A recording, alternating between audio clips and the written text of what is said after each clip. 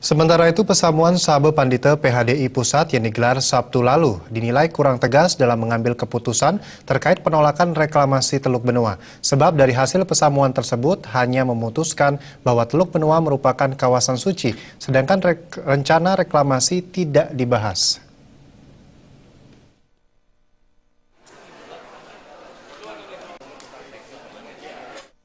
Koordinator Forbali Gendo mengatakan, meski PHDI Pusat cukup lama memberikan keputusan terhadap status kawasan Teluk Benoa, namun ia mengapresiasi keputusan pesamuan Sabe Pandita karena kawasan Teluk Benoa sekarang merupakan kawasan suci.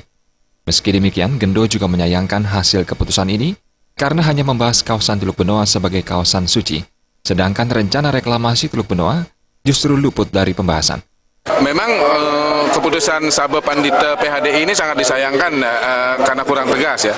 Tapi satu hal, pertama saya ingin mengapresiasi bahwa Sabe Pandita di tengah situasi yang kita tahu sepertinya sulit karena faktanya lama sekali mereka mengambil keputusan, berani mengambil keputusan bahwa Teluk Benoa sebagai kawasan suci dan bahkan mendelete 2 poin dari rekomendasi tim 9 yang 2 poin tersebut berpotensi memberikan celah kepada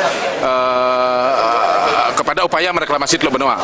Terus yang kita sayangkan adalah satu, Sabe Pandita tidak sekaligus juga menyatakan bahwa Muntik dan Loloan adalah sebagai kawasan suci yang itu sebetulnya sudah bahkan menjadi norma hukum dan diakomodir dalam Perda Tata Ruang Badung. Itu harusnya juga dipertegas supaya terproteksi seluruh titik-titik suci atau kawasan suci di Bali. Yang kedua adalah ketika Sabe Pandita sudah menyatakan Teluk Benoa sebagai kawasan suci, seharusnya Sabe Pandita juga secara otomatis berani untuk menyatakan bahwa kawasan suci tidak boleh direklamasi.